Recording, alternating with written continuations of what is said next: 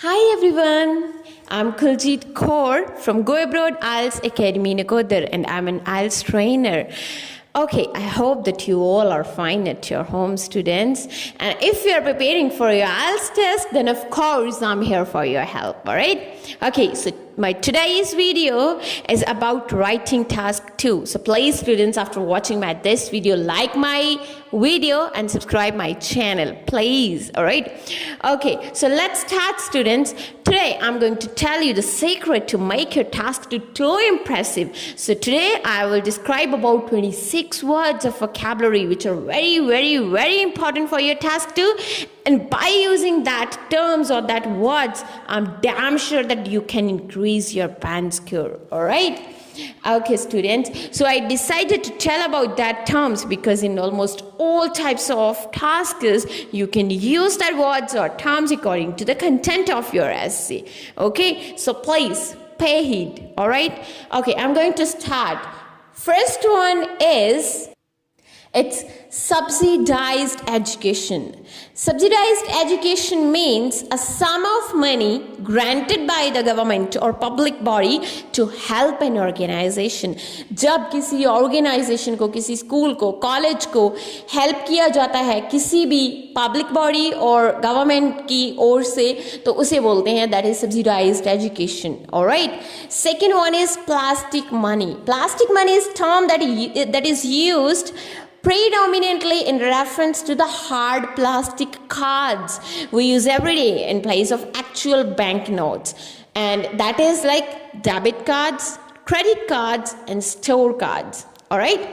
Third one is remote tourism. Basically, the remote sector of the tourism industry comprises those lodges, camps and outposts which are accessible only by air. Means far away places, means बहुत दूर के इलाके जहाँ पे normally नहीं जा सकते हम, बाय एयर ही जाया जा सकता है, उसे रिमोट टूरिज्म कहते हैं. कि जब लोग एज अ टूरिस्ट जाते हैं ऐसी हम कह सकते हैं कि पछड़े हुए इलाकों में जाते हैं जो अनटच्ड प्लेसेस हैं लेकिन बहुत ब्यूटीफुल हैं, वहाँ पे लोग जाते हैं. That is remote tourism. Alright. Fourth one is volunteer tourism. Volunteer tourism is a type of tourism where an individual travel abroad to a destination that is predominantly considered undeveloped or developing.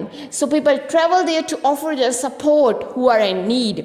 For example, volunteer tourism means कि यहाँ पे लोग जाते हैं किसी की help करने के लिए. फॉर एग्जाम्पल सम एरियाज ऐसे होते हैं जहाँ पे हमें पता होता है कि वहाँ पे लोगों को बहुत ज़्यादा नीड है, एजुकेशन की कह सकते हैं या किसी और चीज़ की नीड है और हमें लगता है कि हम वो पूरी कर सकते हैं, हमारे पास वी हैव स्किल्स. हम वहाँ पे जाके फॉर एग्जांपल वहाँ पे बहुत ज़्यादा गरीब लोग हैं और वहाँ पे स्कूल कॉलेजेस नहीं हैं, तो इफ़ वी आर एजुकेटेड तो एज अ वॉलंटियर हम वहाँ पे जा सकते हैं कि हमें उसके बदले में पैसे नहीं चाहिए, जस्ट एक सर्विस देने जा रहे हैं हम. That is volunteer tourism. Alright. तो हम कह सकते हैं अपने टास्क 2 में कई बार वॉलंटियर टूरिज्म पे आपको ऐसे आ सकता है, आप कह सकते हैं कि आज का जो यूथ है वो वॉलंटियर टूरिज्म करना पसंद करता है. Alright, then fifth one is fast food chains.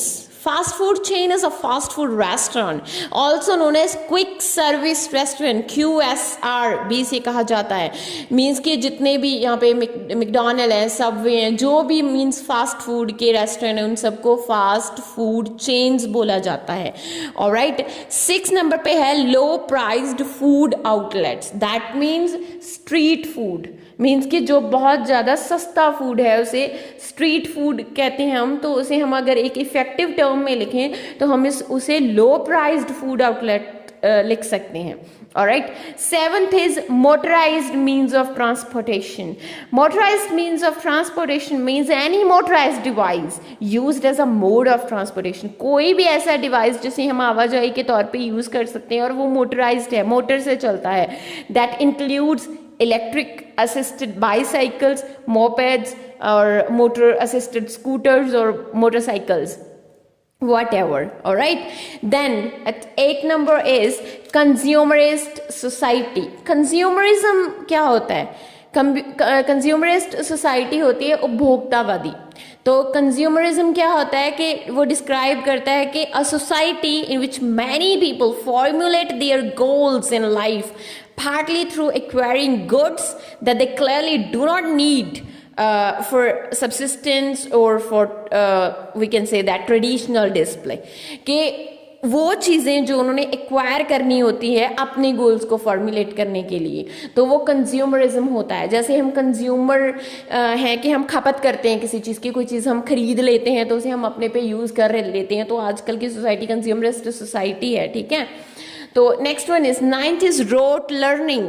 Rote learning क्या होता है? Rote learning means it's a memorisation technique based on repetition. जब आप रिपीट कर करके कोई चीज़ याद करते हो, हम कहते हैं रट्टा लगाते हैं, तो हम अपने टास्क, कोई टास्क 2 ऐसा आ सकता है स्टडी से रिलेटेड, तो उसमें हम यूज़ कर सकते हैं रोट लर्निंग की। आजकल के बच्चे रोट लर्निंग करते हैं कि वो they don't understand the topic, वो टॉपिक को अंडरस्टैंड नहीं करते, उनको जस्ट एक चीज़ से मतलब है कि they just want a higher percentage, तो उस परसेंटेज के चक्कर में वो अंडरस्टैंडिंग नहीं करते, तो that is rote learning, cramming भी बोल सकते हैं, ठीक है।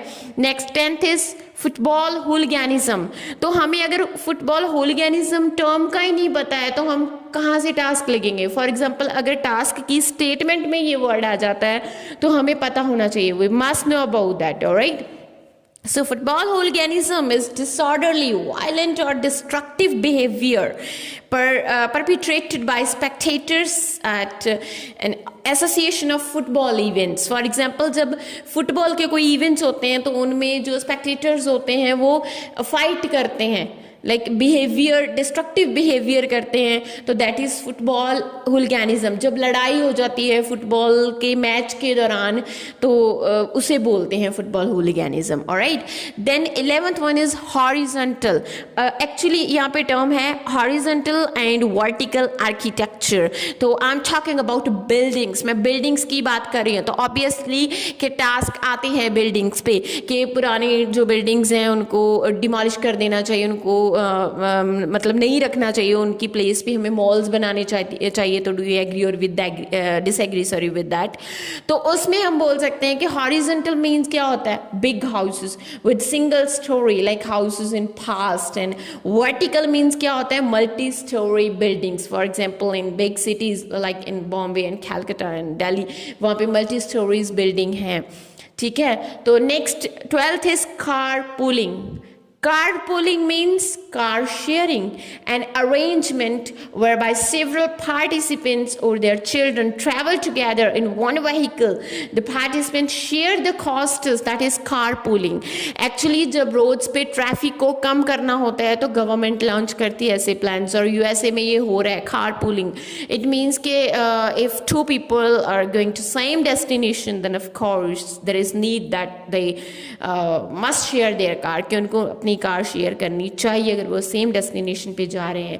या फिर ऐसा होता है सम टाइम कि जो ट्रैफिक पुलिस होती है वो लाइक लोडेड व्हीकल को ही जाने देती है कि एक कार में अगर 4 पर्सन 5 हैं तो उन्हें ही जाने दिया जाएगा, अगर एक कार में 1 पर्सन है तो उसको अलाउ नहीं किया जाएगा, ठीक है। That is car pooling, means car sharing. तो बहुत इफेक्टिव वर्ड है, this is an effective word and you can use that in your task too, alright. Okay, 13th is atrocity of animals. Atrocity means cruelty, so means cruelty to animal and also called animal abuse where people harm animal. Like क्या होता है कि cruelty means कि जुल्म करते हैं जब animals पे पीपल, तो उसे बोलते हैं atrocity of animal. For example कोई एक्सपेरिमेंट करते हैं एनिमल्स पे, तो ऑब्वियस कि उन पर्सन में उन एनिमल्स में भी जान है, तो जब उनके ऊपर जुल्म किया जाता है तो उस टर्म को बोलते हैं कि atrocity of animals, alright. Okay, so next is 14th. It's odd customs. Odd custom means strange customs. कुछ बहुत अजीब से रिवाज होते हैं, जैसे डॉरी सिस्टम ही लगा लो कि डॉरी सिस्टम एक कह लो कि कस्टम बन चुका है, लेकिन इसका कोई मीनिंग नहीं है कि जब हम लाइक अपनी बेटी को विदा करते हैं तो उसके साथ इतना कैश और इतना सामान दिया जाता है, तो वो ऑड कस्टम्स हैं। तो हम कह सकते हैं कि आजकल का यूथ उस ऑड कस्टम, इस तरह के ऑड कस्टम्स को पसंद नहीं करता है, तो आपको odd custom term you can use that. आपको पता होना चाहिए, ठीक है। 15th इज बून। बून क्या होता है? वरदान। बून मीन क्या होता है कि a thing that is very helpful and that you are grateful for that. कोई ऐसी चीज़ जो बहुत ज़्यादा हेल्पफुल है और आप थैंकफुल हो उसके लिए, ग्रेटफुल हो। For example mobile phone, computers, ये बून है हमारे लिए, ठीक है। 16th, interpersonal skills. Interpersonal skills means the ability to communicate or interact well with other people. Like if you have skills, आपके पास स्किल्स हैं, अच्छे कम्युनिकेशन स्किल्स हैं कि आप कम्युनिकेट कर सकते हो किसी पर्सन के साथ वेल, तो वो आपके इंटरपर्सनल स्किल्स हैं। ऑब्वियसली किसी भी ऑर्गेनाइजेशन में, किसी एम्प्लॉय में ये इंटरपर्सनल स्किल्स होनी चाहिए, okay. Then 12th is hard skills. Hard skills are teachable and measurable abilities such as writing, reading, math और ability to use computer programs. जब आपके पास एबिलिटीज़ है, आप रीड राइट कर सकते हो, आपको मैथ्स आता है, आपको कंप्यूटर प्रोग्राम्स के बारे में पता है, तो वो आपके हार्ड स्किल्स होते हैं, alright. Then after that actually I want to tell you that soft skills भी होते हैं। आपको you must know about the difference between hard skills and soft skills. आपको पता होना चाहिए। हार्ड स्किल्स तो मैंने बता दिए कि एकेडमिक्स के होते हैं। सॉफ्ट स्किल्स क्या होता है? Soft skills can be defined as character traits और इंटरपर्सनल एप्टीट्यूड किसी पर्सन में, that your ability to work and interact with people. तो जो मैंने पहले आपको इंटरपर्सनल स्किल्स बताया है ना, वो एक्चुअल में सॉफ्ट स्किल है, ठीक है। Alright, next is 18th, that is egalitarian society. This word actually it means that egalitarian society gives everyone equal rights actually. So this is a word that means something close to equality, कि equal हैं।